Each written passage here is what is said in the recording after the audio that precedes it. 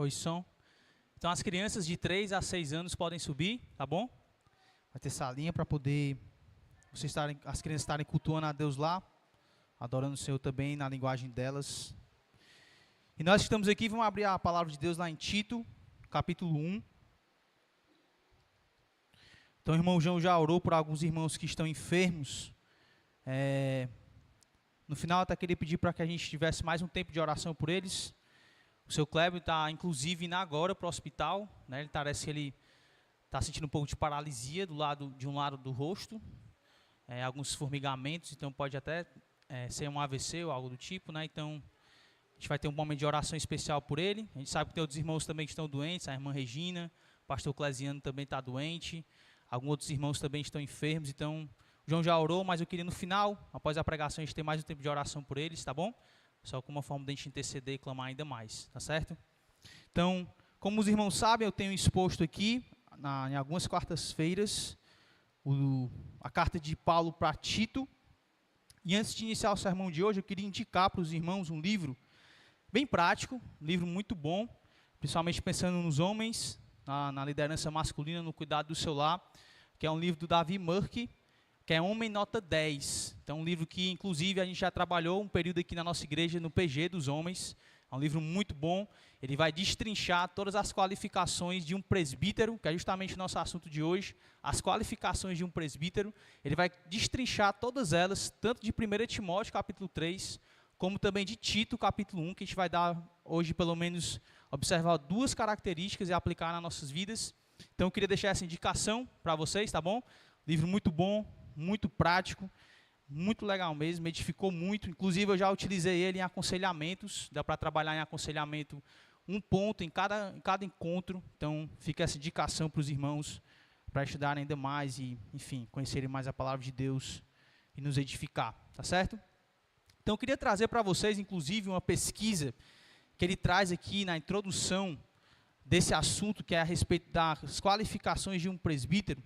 Ele diz que em uma pesquisa feita com 1.050 pastores, foi constatado que 77% não achavam que tinham um bom casamento.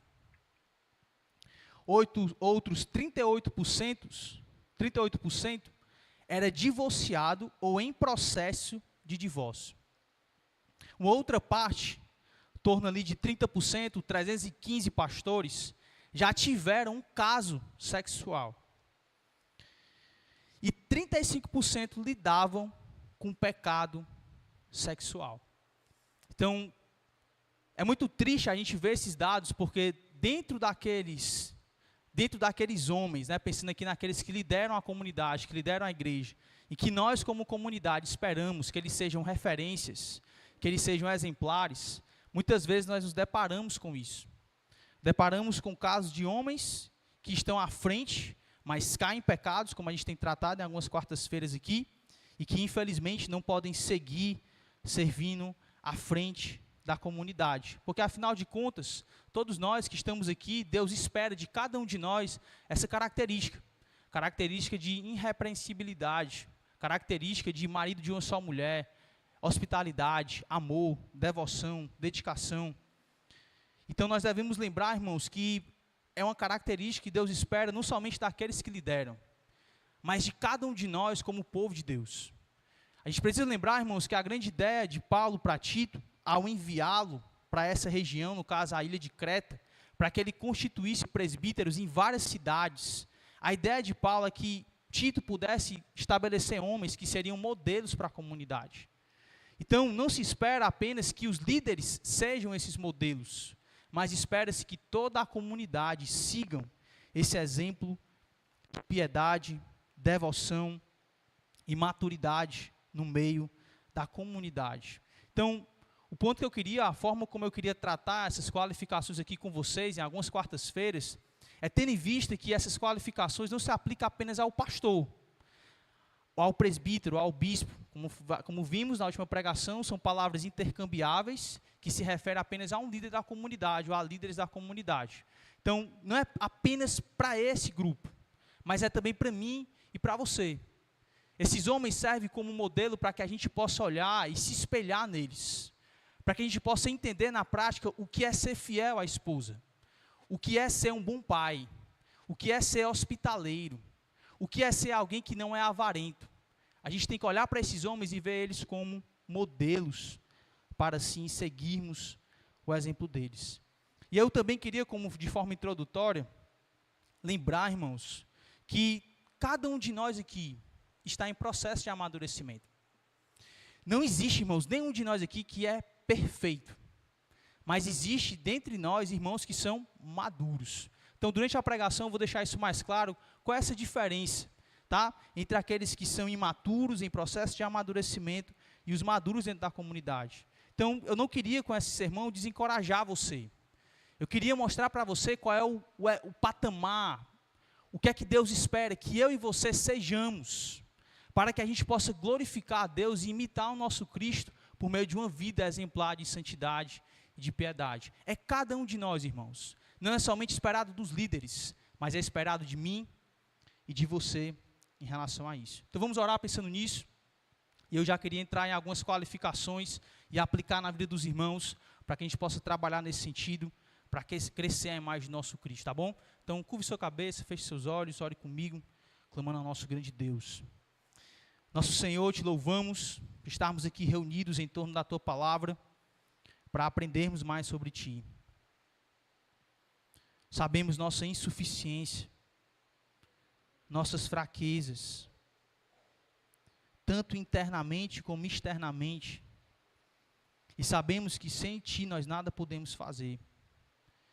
E nossa súplica aqui, nesse momento, em oração, antes de entrarmos na explicação do texto da Tua Santa Palavra, é para que o Senhor, de fato, Deus, nos transforme de dentro para fora, que o Senhor nos purifique como igreja, faça com que pecadores que estão aqui se arrependam, aqueles que estão lutando sejam animados, aqueles que estão em dúvidas, tenham de fato suas dúvidas sanadas, e sejam assim direcionados pela Tua Palavra, para que assim vivam, de acordo com a imagem do Teu Filho, e assim o Senhor receba a glória que lhe é devida, por meio de servos que fazem boas obras, para a Tua glória. Nos ajuda, Pai, nesse tempo, me ajuda como Teu servo, a deixar clara a Tua Santa Palavra, que Teu Espírito aplique em nossos corações, em nome de Cristo, amém, amém. Então nós precisamos lembrar do contexto aqui, dessa passagem que o irmão João já leu, que é o contexto de Paulo, ele vai deixar Tito para colocar as coisas em ordem. Então a gente precisa lembrar que provavelmente era uma igreja que era muito nova na fé, então Paulo vai estabelecer coisas que são fundamentais em uma comunidade. Então, o primeiro ponto que ele vai definir como fundamental são os presbíteros. E ele lembra que a palavra presbíteros aqui, ela está no plural. Tem uma ideia de um colegiado pastoral. Então, pastores no plural, que vão estar liderando a comunidade, conduzindo a comunidade. Nós já falamos sobre isso também. E a comunidade vai estar submetendo a esses pastores, caminhando em harmonia, para que assim possam fazer aquilo que a palavra de Deus ordena. E aí é muito importante o que Paulo está fazendo aqui, porque nessa comunidade, como também na cidade de Éfeso, onde Paulo escreve 1 e 2 Timóteo, muitos falsos mestres estavam se levantando, ensinando coisas que não convinham com a palavra de Deus, e mais do que isso, estavam sendo maus modelos. Então isso de alguma forma estava deturpando a mensagem do Evangelho. De alguma forma a mensagem do Evangelho estava sendo manchada pela imagem de falsos mestres no meio da comunidade. É tanto que você pode ver comigo aí, ó, o versículo 10 e o versículo 11 do capítulo 1, onde Paulo, escrevendo para Tito, ele diz: porque existem muitos insubordinados, pauradores, frívolos e enganadores, especialmente os da circuncisão. É preciso fazê-los calar, porque andam pervertendo casas inteiras, ensinando o que não devem, por torpe ganância. Então, irmãos, haverá de alguma forma sempre, no meio da comunidade, no meio das igrejas, a gente tem visto isso nos meus últimos sermões, pessoas que até muitas vezes são exemplares, mas que caem em pecados como Steven Lawson, né, que caiu no pecado de adultério, como agora a gente viu recentemente o Steven Weiss. Então, não é somente aqueles que são falsos mestres que de alguma forma podem deturpar a mensagem do Evangelho. Eu e você também podemos. Então o que Paulo escreve para Tito aqui é muito importante. Porque não é a respeito, irmãos, do meu nome. Não é a respeito do seu nome. Mas é a respeito do nome que nós carregamos. O nome de Deus. O nome de Cristo. Esse esforço para ser aquilo que Paulo está ensinando aqui para Tito. Porque a ideia de Paulo Tito, é o seguinte: você vai olhar essas características aqui, observe os homens da comunidade, e os que têm essas características aqui, você separa. Mas é esperado que toda a comunidade tenha essas características. Para quê? Por que é esperado isso? Porque a ideia, irmãos, não é que nós sejamos aqui como pastores, aqueles que ensinam, aqueles que lideram, moralistas. Nós não queremos trazer para os irmãos aqui conjunto de regras e ser legalistas com vocês. Dizer que as coisas têm que ser A, B, por quê? Porque é. Não. Olha o que Paulo fala no versículo 7, instruindo Tito. Ele vai dizer a razão. O porquê que o homem de Deus tem que ser irrepreensível. O porquê que eu e você precisamos ser irrepreensíveis. Ele diz, porque é indispensável que o bispo seja irrepreensível, como dispenseiro de Deus. Como dispenseiro de Deus. Nós temos que lembrar, irmãos, que fazemos o que fazemos porque somos dispenseiros de Deus. A palavra dispenseiro aqui era um servo, que era um administrador, que servia ali os seus senhores, e ele estava sujeito ao seu senhor, fazendo tudo aquilo que o Senhor mandava. Então nós aqui como comunidade, nos esforçamos para fazer o que fazemos, para sermos exemplares, para sermos maridos de uma só mulher, para cuidar bem dos nossos filhos, para sermos pontuais, dedicados, que amam uns aos outros, que se sacrificam uns pelos outros, fazendo tudo aquilo que Cristo ensina. Por quê, irmãos? Porque somos servos de Deus. Nós estamos aqui para agradar o nosso Senhor. O conjunto de ensino aqui não é para elevar a nossa autoestima. Não é uma questão de o seu nome ser exaltado, mas é uma questão de Deus ser glorificado através da sua vida. Então, eu queria partir disso como introdução dessa carta, para que essa mensagem, você possa perceber a importância desse assunto, e de alguma forma levar em consideração o que você deve fazer, o que você faz, não por causa de homens, não porque um líder disse que você tem que fazer, não porque alguém está dizendo, não, é porque a palavra inspirada de Deus, o texto sagrado, diz como é que as coisas têm que serem. E nós, como servos de Cristo, nos submetemos e nos esforçamos para ser aquilo que Deus espera, tá? Então, o primeiro ponto, a primeira qualidade que Paulo vai trazer aqui, está aí no versículo 5 ainda, versículo 6, onde ele vai começar a trazer algumas qualificações para que o bispo pudesse liderar e presidir a comunidade. Então ele diz, verso 6, alguém que seja irrepreensível. Alguém que seja irrepreensível. De alguma forma, essa palavra, ela vai ser uma síntese, ou um resumo, de tudo que Paulo vai falar posteriormente. Essa palavra, ela abarca toda a ideia do capítulo. Até porque, irmãos, ser um bom modelo, ter boas características, não se resume apenas o que Paulo diz aqui. É tanto se você olhar 1 Timóteo capítulo 3, lá vai ter algumas características a mais. Então, o ponto da palavra irrepreensível, ela resume bem a ideia do apóstolo Paulo.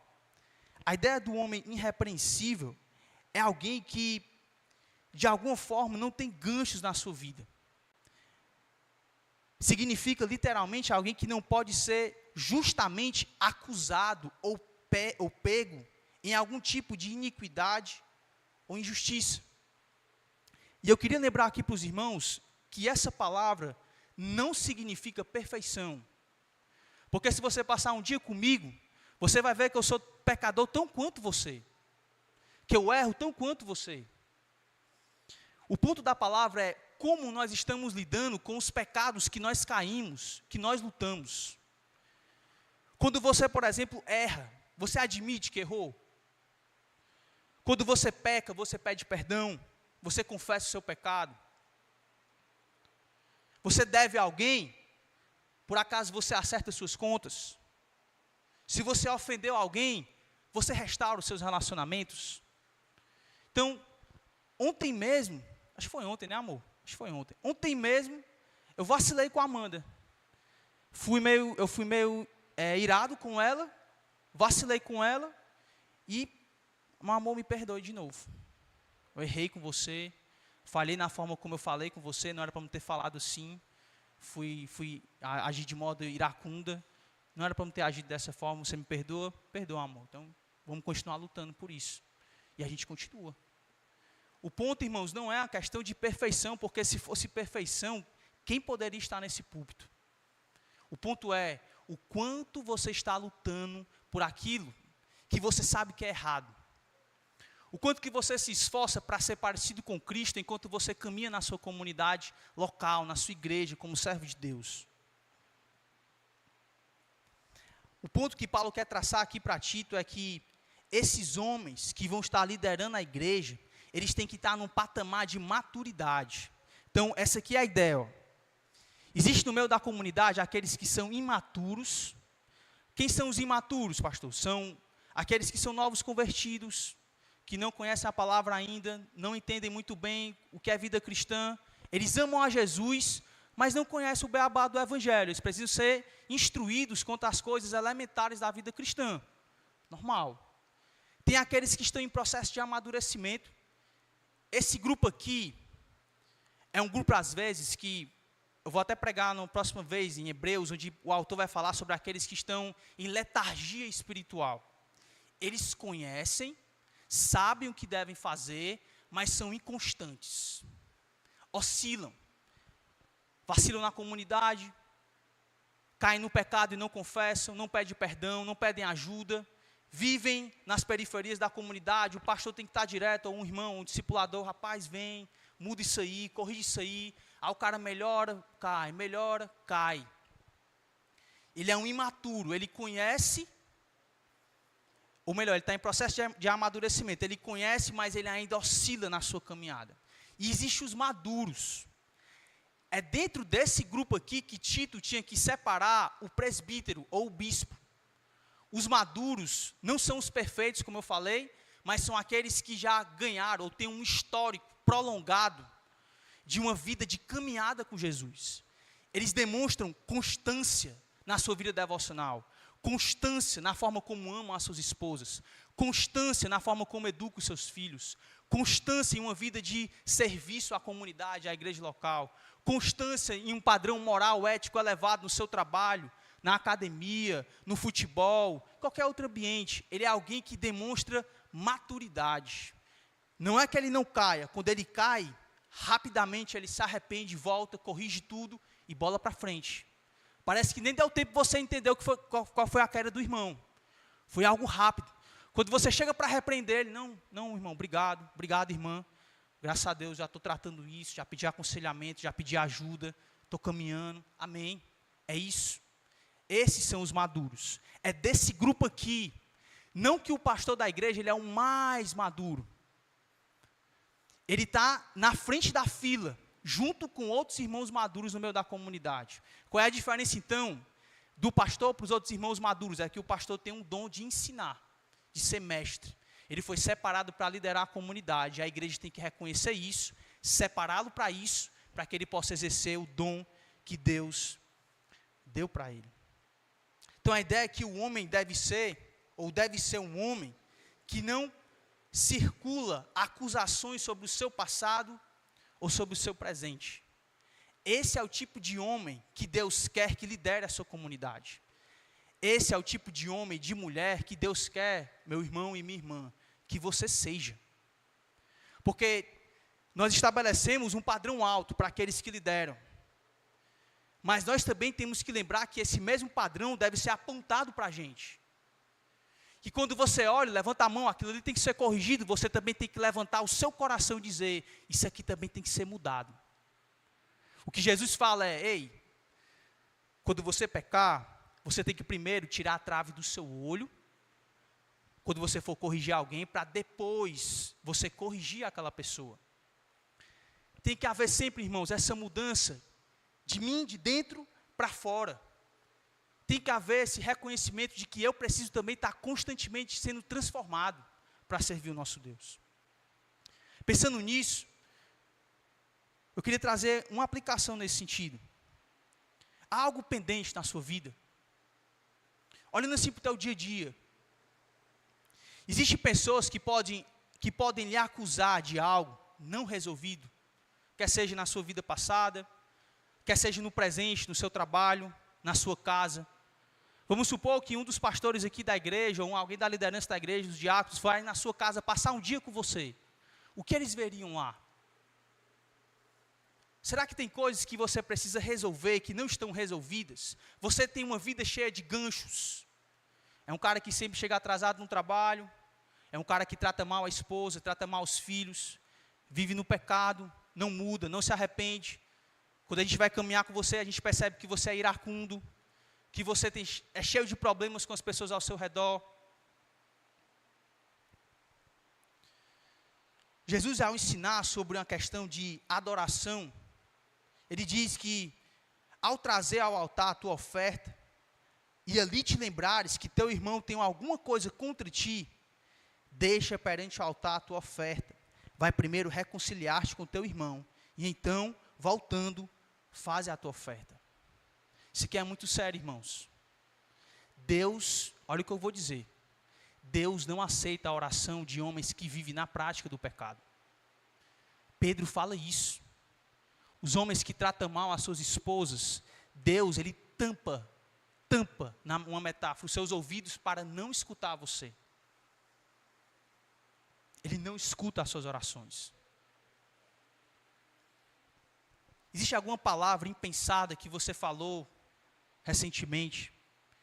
Pecados sexuais passados, negócios ilícitos, ira ou mágoas não resolvidas dentro do seu coração, algo que de alguma forma manche o seu caráter.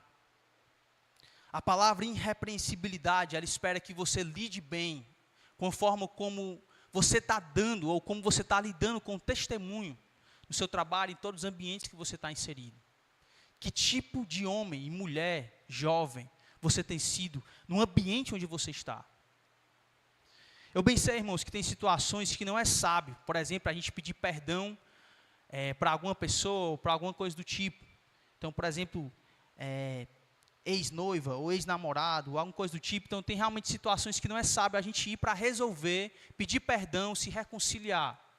E aí, caso haja isso na sua vida, o meu conselho é, peça ajuda para irmãos ou irmãs sábios que podem lhe ajudar nisso, que podem lhe dar um direcionamento. Então, peça ajuda para você resolver isso.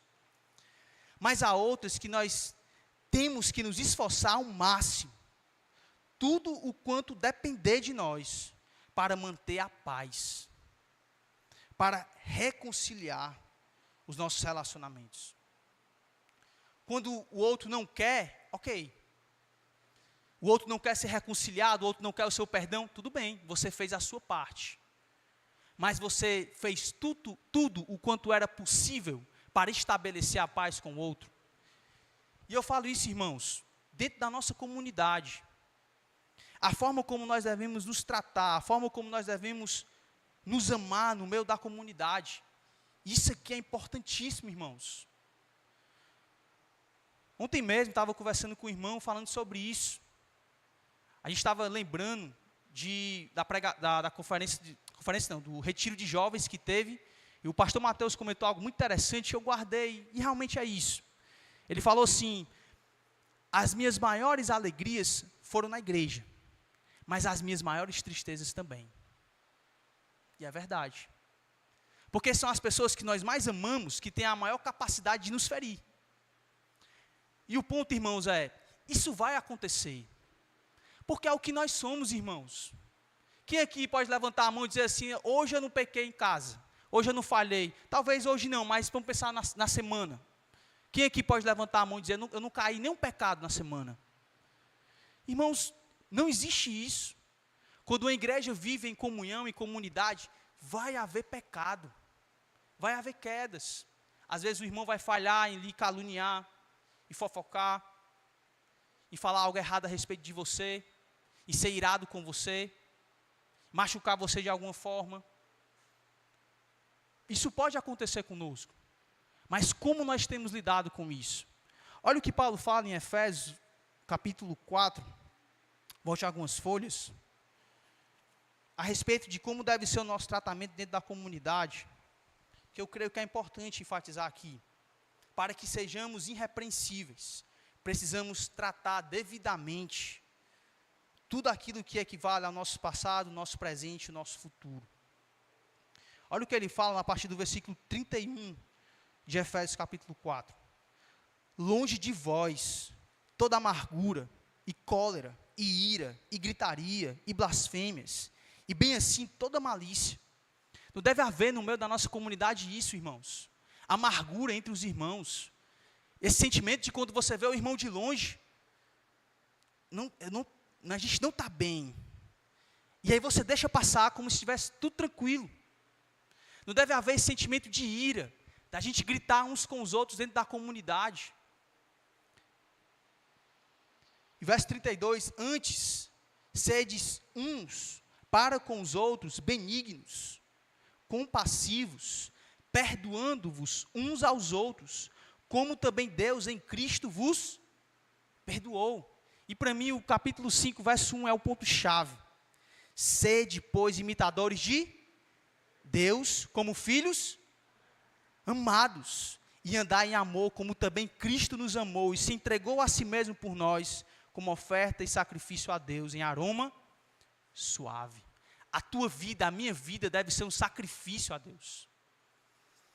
Lembra que eu falei no início, sobre a ideia da gente fazer as coisas pensando no nosso Deus, no nosso Cristo.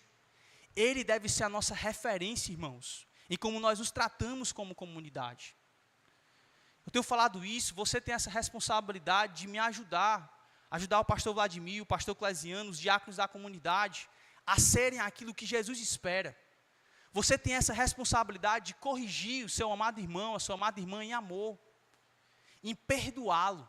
Não existe, irmãos, não existe no meio de crentes problemas não resolvidos.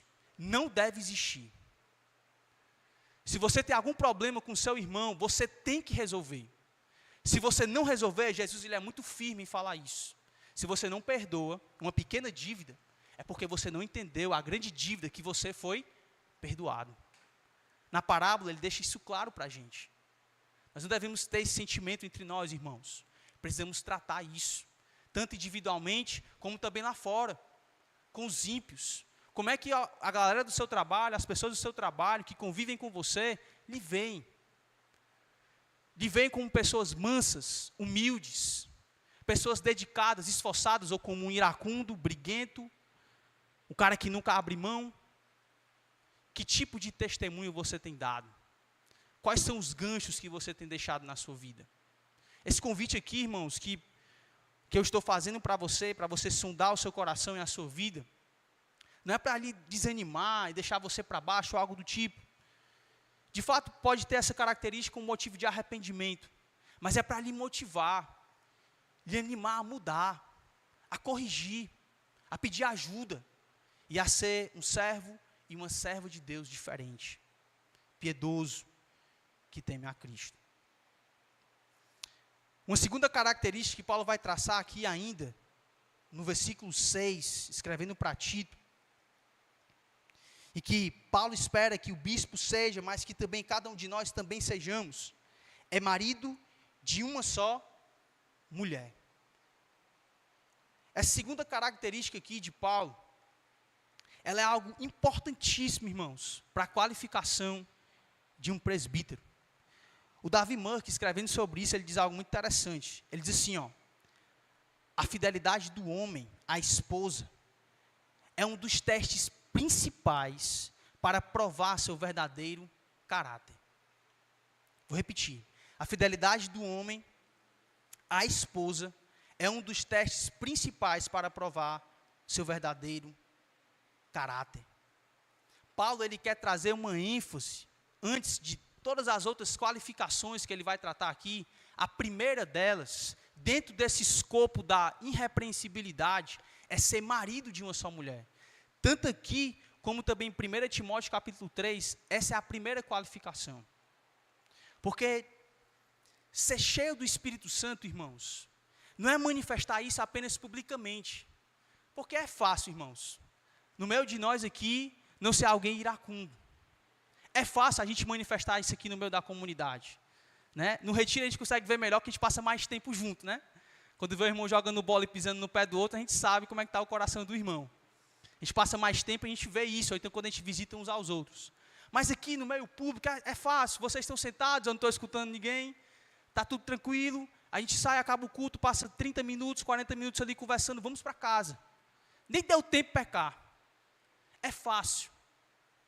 Mas é na sua casa, é lá que você demonstra quem verdadeiramente você é.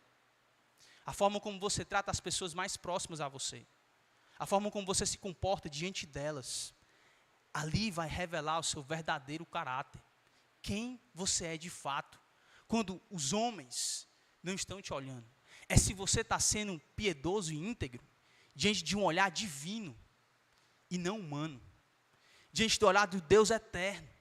Porque é ali que vai revelar de fato a sua fidelidade a Deus. É o quanto que você honra a Deus quando somente Deus está te vendo. Ali você demonstra de fato uma piedade e uma integridade. E aqui esse é um texto, irmãos, muito difícil. Existem várias interpretações a respeito do que seria ser um marido de uma só mulher. Para você ter noção da dificuldade, existe pelo menos 6 interpretações em cima desse texto aqui.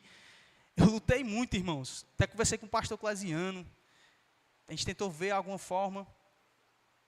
Logo vou falar como é que eu acho que esse texto o que é que eu acho que esse texto significa. Mas só para os irmãos terem noção, alguns acreditam que o texto está falando que para ser pastor tem que ser casado. É algo elementar. Tem que ser casado para ser pastor. Quando a gente olha as escrituras, não é isso que significa. O próprio apóstolo Paulo, durante seu ministério, ele não estava casado. Paulo instrui em 1 Coríntios capítulo 7, que não deveriam casar devido às circunstâncias de perseguição e sofrimento. Era melhor ficar solteiro, para poder servir a Deus com mais dedicação e empenho. Então, esses que estavam se dedicando não poderiam ser pastores. O próprio Senhor Jesus Cristo não foi casado, e liderou. Então, essa ideia ela não coaduna com os outros textos sagrados que vai falar a respeito das características de servos de Deus. Uma outra característica é a ideia de poligamia. Ele não deveria ser casado com várias mulheres.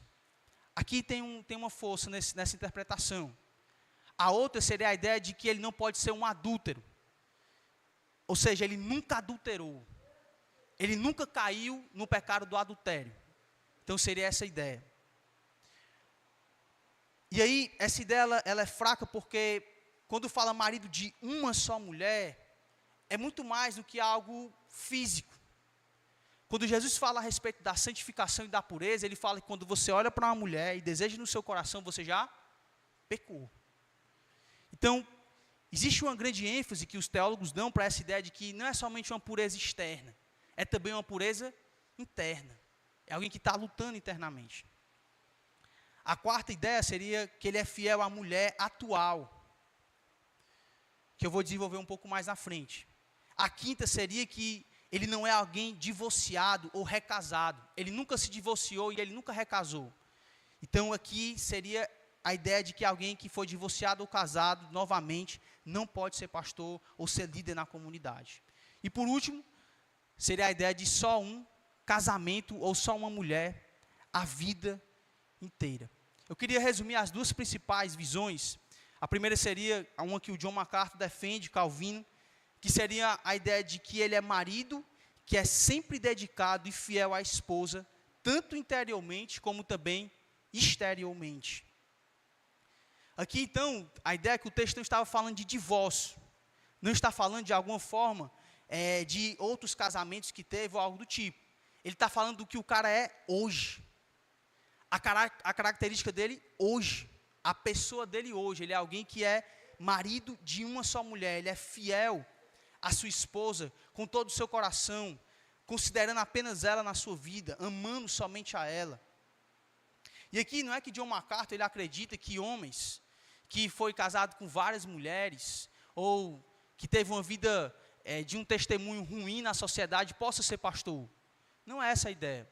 A ideia do John MacArthur, ao falar sobre essa perspectiva, é que em quem ele é hoje, a característica da vida dele, lembra da ideia do histórico? Quando você olha o histórico dele, a vida dele como um todo, você olha e você percebe, ele é marido de uma só mulher. A sua vizinhança, as pessoas que convivem com ele, veem, esse cara é fiel à sua esposa. Ele é exemplo no seu casamento. Então, não seria tanta a ideia que John MacArthur despreza essas pessoas que foram casadas com várias mulheres e aí podem ser pastor a qualquer momento, a qualquer custo? Não, porque também tem as outras qualificações que elas vão serem consideradas, e uma delas é o testemunho dos de fora, tá? Então, só para deixar claro essa perspectiva do John MacArthur. E uma segunda perspectiva seria que ele é fiel à sua única esposa. Ou seja, ele é alguém que é fiel interiormente e exteriormente, ele não é divorciado, não é recasado, ele não tem vícios imorais. É uma única mulher, somente ela. Se tiver no segundo casamento, não pode ser pastor, independente do seu contexto de vida. Então, eu sei, irmãos, que o contexto de vida aqui vai influenciar de alguma forma o que Paulo está falando aqui. O filósofo Sêneca, por exemplo, vai dizer que no seu período, existiam vários incidentes que demonstravam uma depravação vergonhosa nas pessoas da sociedade. As mulheres, quando iam falar, por exemplo, do seu tempo de vida, elas falavam em termos de quantos maridos tiveram. Uma delas, um historiador diz, Juvenal, que em 5 anos de casada, ela teve 8 maridos. 8 maridos. Então, a poligamia, estar casado com várias mulheres, estar naquele contexto de depravação, era algo muito forte. Então, a ideia seria que Paulo está querendo que esse homem que vai liderar a comunidade, ele seja exemplar. Ele tenha uma mulher, ele seja bem visto na sociedade. Então, eu sou mais inclinado à ideia do John MacArthur, tá? Essa perspectiva de que é quem ele é hoje, o padrão dele hoje, tá certo? Se a vida dele foi transformada, se ele demonstra essa fidelidade, essa piedade, existe esse bom testemunho dos de fora. E a nossa igreja, a parte da liderança pastoral, a grande maioria, entende que a ideia de ser marido de uma só mulher a vida inteira, tá? Então, só para deixar claro para os irmãos essas duas diferenças e a forma como eu sou mais tendencioso, tá? A acreditar, tá certo? Mas qual é o ponto aqui, irmãos, como uma forma da gente aplicar para nossas vidas? É que, independente da circunstância ou do seu contexto social, esses homens, ou nós como comunidade, as mulheres da nossa comunidade, têm que ser exemplares nos seus lares. Eles têm que, de fato, serem modelos num contexto corrompido pelo pecado. Num contexto, irmãos, onde o casamento ele é desprezado. Ter filhos é desprezado. Às vezes eu tenho 25 anos. Quando eu falo que estou indo para o meu segundo filho, as pessoas elas olham para mim como se eu estivesse cometendo um pecado. Elas desvalorizam as coisas que Deus valoriza. Estou dizendo que a gente tem que estar, 10, 30 filhos, você tem que se planejar e se organizar, não é essa a ideia, tá? Mas o que eu estou querendo dizer para você é que Deus valoriza e valoriza na mocidade, tá? Salmo 127, 128 fala de que é bem-aventurado o homem que é jovem, tem filhos na sua mocidade. Não é quando ele tem 50, 100 anos não, tá? Na mocidade, porque na nossa cultura tem aquela ideia, não, viva a sua vida, viva o tanto que você puder, aí quando você tiver, a esposa quase não podendo, aí você tem um primeiro filho. É como se ter filhos fosse algo negativo, como se eu fosse perder a vida. Pelo contrário, irmãos, a minha vida tem sido muito melhor com a presença do meu filho, dos meus filhos. É mais cansativo? Claro que é. Qual é a profissão desse mundo que se exige muita responsabilidade, que não vai exigir muito da sua presença, do seu corpo, da sua saúde, do seu tempo e da sua mente? E existe alguma profissão que é mais valorosa do que ser mãe? Existe algum serviço na sociedade que tenha mais valor do que ser mãe, do que ser pai, do que imitar o Deus triuno, nos seus relacionamentos de alto sacrifício diário? Deus valoriza a maternidade. E nós, cada um de nós aqui, mesmo aqueles que não podem ser pais, você também pode adquirir um discípulo e tratá-lo como seu filho e valorizar, que é algo também que a sociedade despreza. Essa ideia de cuidado mútuo, de amar, se sacrificar pelo outro, isso aí é balela. Viva a sua vida, viva por seus bens, viva por seus prazeres. Não é assim que a palavra de Deus ensina, irmãos. E nós precisamos, como comunidade, resgatar os valores divinos.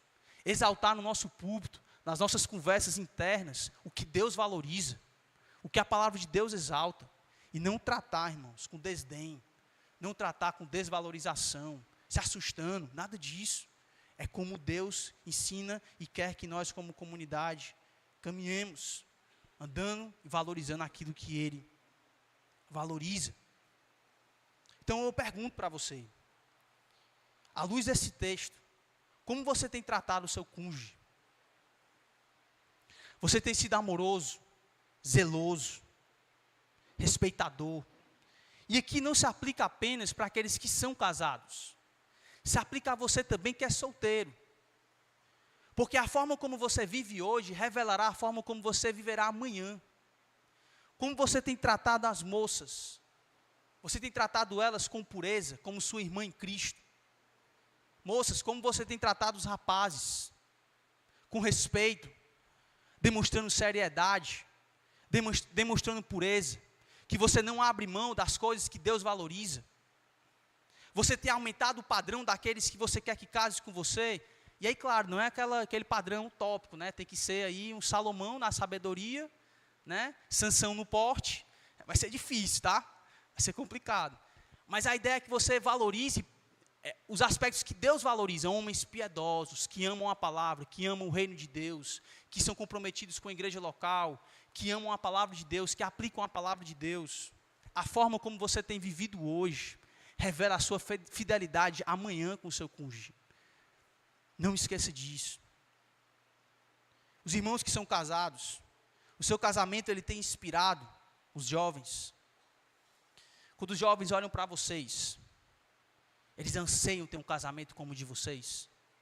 Quando olham com a forma como vocês educam os seus filhos, eles anseiam também ter filhos como vocês. A presença de vocês cativa, faz com que as pessoas olhem, que família abençoada. Como eu queria ser uma esposa assim, como eu queria ser um marido assim, como eu queria ter filhos assim. O seu casamento tem inspirado as pessoas ao seu redor. Provérbios vai dizer que os nossos próprios lábios, irmãos, não devem nos louvar de forma nenhuma.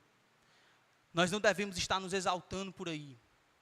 Isso pertence a Deus e ao outro. Provérbios vai dizer que os lábios de outro te exaltem, e não a tua própria boca. Então, o que a boca dos outros tem dito a respeito de você? Como a igreja olha para você? Você tem sido alguém irrepreensível, dedicado, esforçado? Você tem andado em pureza? O que é que você tem assistido? Quais são os pensamentos que você tem tido? Lembre, irmãos, o que Davi escreve no Salmo 19, que o meditar do meu coração sejam agradáveis a ti. Deus não está olhando apenas para o que você faz exteriormente. Deus está observando se você está se imaginando com a moça do teu trabalho ou com o moço do teu trabalho. Deus está observando se a tua meditação está sendo agradável a Ele. Teus pensamentos têm sido puros diante dEle. Deus pode dizer a respeito de você, eis um servo irrepreensível. O que você tem assistido? O que é que você tem colocado diante dos teus olhos? Que tipo de amizade você tem tido com o sexo oposto? Quem são os seus melhores amigos? Cuidado, irmãos e irmãs, principalmente. Cuidado com isso. As amizades que às vezes nós construímos com o sexo oposto, que passam dos limites. Aqueles que são casados, eu digo, se tem uma irmã da igreja, uma pessoa do trabalho, da sua vida cotidiana, que é do sexo oposto e é muito seu amigo, essa pessoa também tem que ser um melhor amigo do seu cônjuge. Não existe isso, tá? E se você é solteiro e você tem uma pessoa do sexo oposto, tendo como seu melhor amigo, considere casar com ela, tá bom? O ideal é que a gente case com o nosso melhor amigo, com nossa melhor amiga. Considere isso, tá certo? Então, alimente isso e vamos para frente. Vamos casar, vamos servir a Deus com isso. Mas o ponto que eu quero trazer aqui é, qual o cuidado que você tem tido? Quais são os limites que você tem traçado? Como é que você tem demonstrado essa pureza interior, exteriormente? Como é que você tem traçado isso para ser um homem e uma mulher, de fato, puros, santos, piedosos? Então, irmãos, Deus espera de nós pureza interior e exterior. Deus espera esse padrão da minha parte, dos pastores da igreja, dos líderes da igreja, mas também de mim e de você. de todos nós da comunidade. Então tem amigos para prestar contas, para caminhar lado a lado com você. Faça amputações radicais na sua vida. Retire coisas que de alguma forma te deixam tentados a pecar. Para de brincar com o pecado. Para de brincar com aquilo que desagrada a Deus. Muda. Retire da sua vida amizades, ou até mesmo trabalho, que te deixa tentado a cair, a pecar contra Deus. É isso mesmo, irmãos. Sermos radicais nas nossas lutas contra os nossos pecados. Peça ajuda, procure aconselhamento, corrija os seus pensamentos diante de Deus. Faça um novo transplante. Talvez você esteja no nosso meio e nem seja um convertido. E talvez você necessite de conversão e arrependimento hoje, para começar uma nova vida com Cristo.